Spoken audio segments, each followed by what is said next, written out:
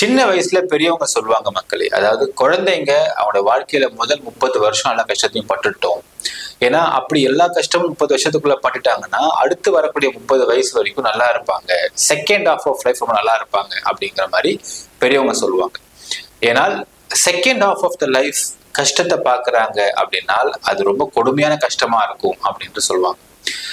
இன்னைக்கு நம்ம பார்க்கக்கூடிய ஒரு பெண்மணி, ஒரு ஐஏஎஸ் ஆஃபீஸர்.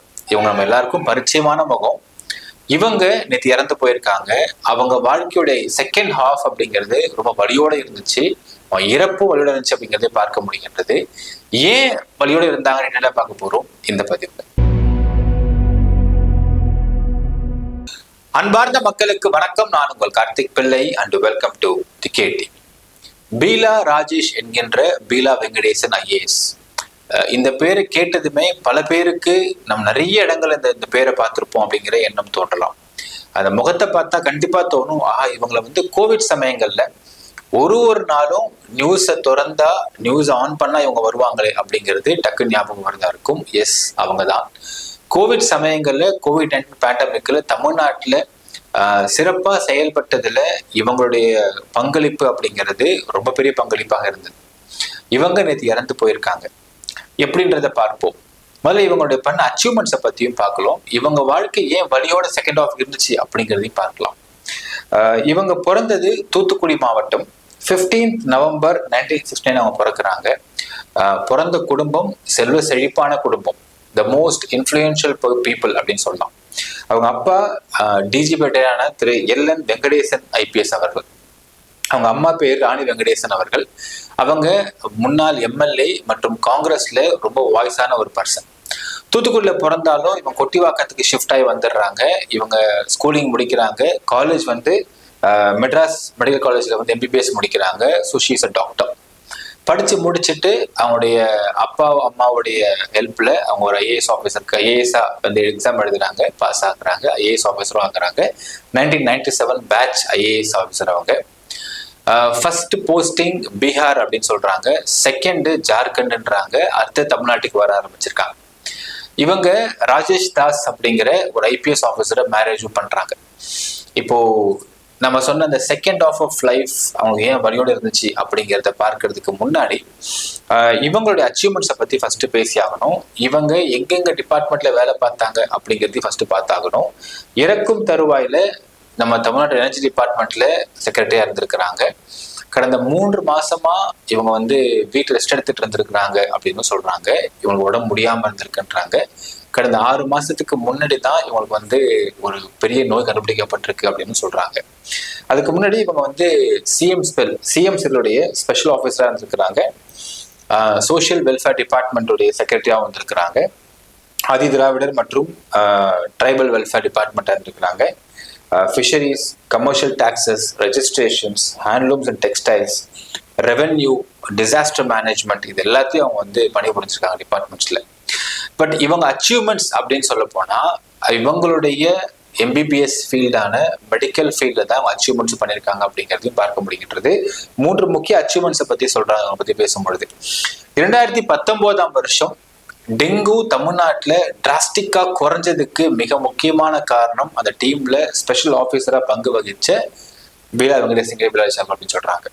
இது ஒரு புறம். இன்னொரு புறம் பாத்தீங்கன்னா 2019 பேண்டமிக் டைம்ல தமிழ்நாட்டில் ரொம்ப துல்லியமா செயல்பட்டு அந்த சமயத்துல கோவிட் சமயங்கள்ல தமிழ்நாட்டை எந்த அதிர்வுமே இல்லாம பார்த்துக்கிட்டதும் இவங்க முக்கிய பங்கு வகிச்சிருக்காங்க அப்படின்னு சொல்றாங்க. இது ரெண்டும் ஒரு புறம். இன்னொரு புறம் பாத்தீங்கன்னா மிக முக்கியமான அச்சீவ்மெண்ட் அவங்க சொல்லக்கூடிய அச்சீவ்மெண்ட் பாத்தீங்கன்னா ஹெல்த் செக்ரட்டரியா இவங்க இருந்த சமயத்துல ஹாஸ்பிட்டல் மேனேஜ்மெண்ட் இன்ஃபர்மேஷன் சிஸ்டம் அப்படின்ற பேஷண்ட் டேட்டா பேஸ் எல்லாம் அக்ராஸ் தமிழ்நாடு கலெக்ட் பண்ணி அதை ஒரு சிங்கிள் டிஜிட்டைஸ்டா ஃபார்ம்ல கொண்டு அதை ஒரு கிளவுட்ல ஸ்டோர் பண்ணி வச்சிருக்காங்க. ஸோ தமிழ்நாட்டில் எந்த இடத்துல எந்த பேஷண்ட் போனாலும் அவங்க ஹிஸ்டரி எங்க இருந்தாலும் பார்த்துக்க முடியும் அப்படிங்கிற மாதிரியான ஒரு சிஸ்டமை கொண்டு இவங்க தான் அப்படின்னு சொல்றாங்க. இதெல்லாம் அவங்களுடைய மிகப்பெரிய அச்சீவ்மெண்ட்டாக பார்க்கப்படுகின்றது. நான் சொன்ன மக்களே, செகண்ட் ஆஃப் ஆஃப் லைஃப் அவங்களுக்கு கடைசி தருவாயில வலியோட இறந்துருக்கிறாங்க அப்படின்னு நான் சொன்னேன். இவங்க அச்சீவ்மெண்ட்ஸ் தமிழ்நாட்டில் எந்த ஆட்சி வந்தாலும் இன்றியமையாத ஒரு ஐஏஎஸ் ஆஃபீஸராக அவங்க பணிபுரிஞ்சாங்க அப்படின்னா அது மாற்று கருத்து கிடையாது தான். ஆனாலும் இவங்க கணவர் ராஜேஷ் அவர்கள் போன ஆட்சி 2020 அங்க வந்து ஸ்பெஷல் டிஜிபியா இருக்கிறாரு இபிஎஸ் எடப்பாடி பழனிசாமி அவர்களுக்கு. அந்த சமயத்துல ஒரு பந்தோபஸ்துக்காக திரு இபிஎஸ் அவர்கள் வந்து ஒரு ஊருக்கு போயிருந்த சமயம் ராஜேஷ் அவர்களும் கூட போயிருக்காரு. போயிட்டு பந்தோபஸ்துக்கெல்லாம் பார்த்துட்டு வரும் வழியில ஒரு ஃபீமேல் விமன் எஸ்பி அவர்கள்கிட்ட தப்பா நடந்துக்க முயற்சி பண்ணி அது ஒரு கேஸ் ஆகுது. அந்த கேஸ்ல இருந்துதான் இவங்க ரொம்பவே உடைஞ்சு போயிட்டாங்க அப்படின்னு சொல்றாங்க. அவங்களை சார்ந்து பேசக்கூடிய நபர்கள்லாம் சொல்றாங்க. அந்த கேஸுக்கு பிறகு அது வந்து விமன் ஹராஸ்மெண்ட் கேஸ் எல்லாருக்குமே தெரிஞ்சது. இன்ஃபேக்ட் அது வந்ததுக்கு அப்புறம் சஸ்பென்ஷன் இஷ்யூ பண்ணாங்க. அவங்களுடைய கணவருக்கு சஸ்பென்ஷன்ல இருந்தாரு. எந்த ஒரு பெண்ணுமே இந்த மாதிரி ஒரு சிச்சுவேஷன்ஸ் ஹேண்டில் பண்ற கஷ்டப்படுவாங்க. ஸோ அவங்க டிவோர்ஸ் அப்ளை பண்ணாங்க. டிவோர்ஸ் கொடுக்கப்பட்டது. டிவோர்ஸுக்கு பிறகு பீலா ராஜேஷ் என்கின்ற பெயரை திரும்ப பீலா வெங்கடேசன் மாத்திக்கிட்டாங்க. ஒரு 2 பெண் குழந்தை இருக்கிறாங்க இவங்களுக்கு. மூத்த பெண்ணுக்கு திருமணம் பண்ணி வைக்கிறாங்க. 2வது பெண் குழந்தை இப்போ வந்து வெளிநாட்டுல படிச்சுக்கிட்டு இருக்குன்னு சொல்றாங்க. ஸோ அவங்க அப்பாவோட வீட்டுக்கே அங்க கொட்டிவாக்கத்துக்கே போய் அங்கதான் இருந்துட்டு இருந்திருக்கிறாங்க கடைசி காலங்கள்ல. இந்த மாதிரி சிச்சுவேஷன்ல பாத்தீங்கன்னா ஒரு முறை நமக்கு தெரிஞ்சிருக்கும், இவங்களுடைய வீடு கொட்டிவாக்கம் வீட்டுல இருந்து இவங்க போனாங்க, அவங்க துரத்தி விடப்பட்டாங்க அப்படிங்கிறதுலாம் ஒரு பெரிய பிரச்சனை வந்தது மக்களுக்கு.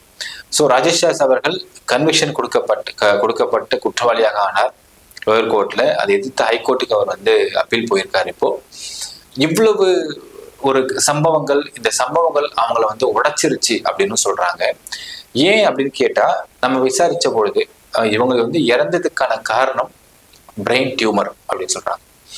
அதாவது 6 மாதத்துக்கு முன்பு ரொம்ப தலை வலிச்சுட்டே இருக்கு, என்ன பண்றதுன்னே தெரியல, என்ன இப்படி வலிச்சுட்டே இருக்கு அப்படின்னு அவங்க வந்து ஹாஸ்பிட்டலுக்கு கேட்டு விசாரிச்சு பார்க்கும் பொழுது, டெஸ்ட் எடுத்து பார்க்கறாங்க. டயக்னோஸ் பண்ணும் பொழுது கட்டி இருக்கு மூளையில, அதை ரிமூவ் பண்ணவே முடியாது, ரிமூவ் பண்ணாலும் உயிருக்கு ஆபத்து சொல்லிடுறாங்க. ஸோ அடுத்த ஒரு 6 மாச காலம் தான் அவங்க வாழ்க்கை தெரியுது.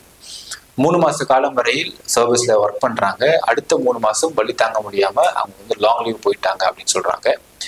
ஸோ 3 மாத காலம் ரொம்ப வழியில வாழ்ந்திருக்கிறாங்க. அதற்கு பிறகு கடந்த 3 நாட்களுக்கு முன்னாடி வலி ரொம்ப அதிகமாகவே ஒரு பிரைவேட் ஹாஸ்பிட்டல்ல போய் சேர்த்திருக்கிறாங்க. அங்க அவங்க முடியாம இறந்து போயிட்டாங்க அப்படின்னும் ஒரு தகவல். இப்ப இந்த பிரெயின் டியூமர் ஏன் வந்தது இவங்களுக்கு அப்படிங்கறத பத்தி விசாரிக்கும் போது சொல்றாங்க, பிரெயின் டியூமர் வர்றதுக்கு பல காரணங்கள் இருக்கும். ஒன்று வந்து டிஎன்ஏ உடைய ஒரு பிரச்சனை, செகண்ட் வந்து ஹெரிடிட்டரி. இவங்க குடும்பத்துல கேன்சர் வந்திருந்தா இவங்களுக்கும் அந்த பிரெயின் டியூமர் வர்றதுக்கு வாய்ப்பு இருக்குன்றாங்க. 2மே இல்லைன்னு ஒரு தகவல். அப்ப 3வது காரணம் என்னன்னு பாத்தீங்கன்னா எக்ஸ்ட்ரீம் ஸ்ட்ரெஸ் அப்படின்னு சொல்றாங்க. ஸோ எக்ஸ்ட்ரீம் ஸ்ட்ரெஸ்ஸால தான் இவங்களுக்கு இந்த பிரெயின் டியூமர் வந்திருக்கிறதுக்கு வாய்ப்பு இருக்கிறதா அவங்கள சுற்றி உள்ள அவங்களோட நண்பர்கள்லாம் சொல்லக்கூடிய ஒரு தகவலாக இருக்கு. அண்ட் ஏன் இவங்க எக்ஸ்ட்ரீம் ஸ்ட்ரெஸ்ஸுக்கு போனாங்க அப்படின்னு கேட்கும் பொழுது, இந்த ராஜேஷ் அவர்கள் வழக்கு வந்ததுக்கு பிறகுதான் அவங்க லைஃபோட இதே மாறி போச்சு அப்படின்னு சொல்றாங்க. ஸோ அவங்க லைஃபோட கடைசி காலகட்டங்கள்ல ரொம்ப வலியோடையும் வேதனையோடையும் தனிமையிலையும் ரொம்ப கஷ்டத்தையும் வாழ்ந்து இறந்திருக்கிறாங்க அப்படிங்கிறதை பார்க்க முடிகின்றது. ஸோ வாழ்க்கையுடைய முன்பகுதி ரொம்ப நல்லா இருந்ததுன்னா பின்பகுதி கஷ்டமா இருக்கும் அப்படின்னு பெரியவங்க சொன்னது நம்பாம இருக்கவும் முடியல, நம்பவும் முடியலன்றது. பட் இவங்கள மாதிரி வாழ்க்கைகளை பார்க்கும் பொழுது அதை நம்பக்கூடிய விஷயமாக இருக்குமோன்ற ஒரு எண்ணம் தோன்றுகிறது மக்களே. என்ன நினைக்கிறீங்கன்றதை கமெண்ட்ல மென்ஷன் பண்ணுங்க. நன்றி, வணக்கம்.